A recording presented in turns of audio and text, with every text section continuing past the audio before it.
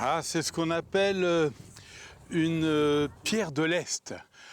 C'est avec ces cailloux que l'on lestait les bateaux qui partaient notamment au Canada, qui allaient pêcher du côté de Terre-Neuve. Et après, quand ils revenaient, ils ce lest, ils le déchargeaient ici sur les plages. Je trouve ça extrêmement émouvant parce que ça, c'est un galet qui a été roulé probablement par le fleuve Saint-Laurent et qu'on retrouve ici sur l'île de Ré. Et donc, il nous raconte une histoire, tout simplement. Le journaliste, écologiste, président de la Ligue pour la protection des oiseaux Alain Bougrain-Dubourg a toujours partagé sa vie entre Paris et l'île de Ré. C'est ici à Sainte-Marie, sur la plage de Montamer, par ce beau matin ensoleillé, qu'il nous a donné rendez-vous. Alors là, on est dans le lieu typique de mon enfance. J'étais haut comme ça et j'étais fasciné par tout ce que je découvrais sur la plage. Des crabes morts, déjà des oiseaux pollués, que sais-je encore. Et je me demandais d'où ça venait. Et surtout, il y a l'île d'Oléron, qui est déjà une possibilité d'évasion. Mais vous avez juste derrière l'horizon. Et pour moi, l'horizon, c'était tout le reste de la planète. C'était le Grand Nord avec les ours blancs, le Sud avec les manchots, c'était l'Afrique, c'était les anacondas en Amérique du Sud. Et j'ai eu le bonheur d'aller rejoindre tous ces animaux sur leur terroir. Mais j'ai commencé par les regarder d'ici, figurez-vous.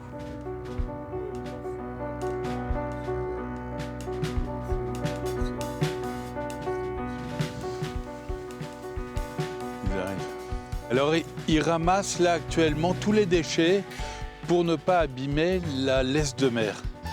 On a tendance en général à vouloir des plages propres et on dézingue toute forme de vie. Hé, Corso! Bonjour, monsieur. Bonjour, tu as peur? Non.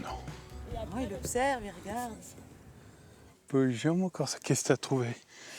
Oh, on a trouvé un tout petit peu de mégots. On en a... Là, maintenant, c'est bon, les mégots. On en a vraiment beaucoup moins qu'avant. Ah, c'est bien. Ça prouve Après, que ça un petit marche. peu. C'est une initiative collective, mais effectivement, je m'y suis intéressé. C'est tellement beau de retrouver les racines, d'aider une race qui est pas en bon état, d'avoir des jeunes qui s'investissent. Enfin voilà, on se rend compte parfois que ce qui est simple est exceptionnel. Et ben ça ressemble un peu à ça. Voilà, il y a un cheval sur une plage et ça génère derrière des prises de conscience, un engagement. Et moi, je suis très heureux. Au niveau des mégots de cigarettes, les premières années, c'était 10 000 mégots. Aujourd'hui, en 2020, voilà, on est à 1600 mégots. Hein. Donc ça, c'est super.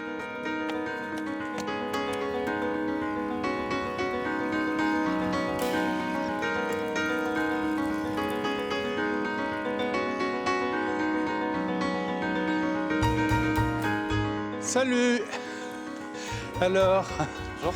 ça se passe comment? Bah, ça se passe bien là, on a pas mal d'oiseaux qui sont installés. Il y a les sternes là, il y en a beaucoup. Allez. Hop. Ah, magnifique. Quelle beauté. L'îlot des Niches, c'est le paradis des oiseaux et par conséquent, c'est un paradis pour moi. C'est un lieu qui, en hiver, accueille tous les oiseaux de Sibérie notamment. Il y a les bernaches, cravants qui arrivent après 6000 km de migration, se réfugier ici. Il y a près de 50 000 oiseaux dans ce lieu. Donc c'est un havre de paix. Et puis, il y a beaucoup de nidification. Les oiseaux nous parlent.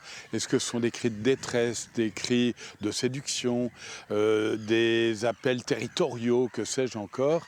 À chaque fois, il y a un langage particulier qui est passionnant.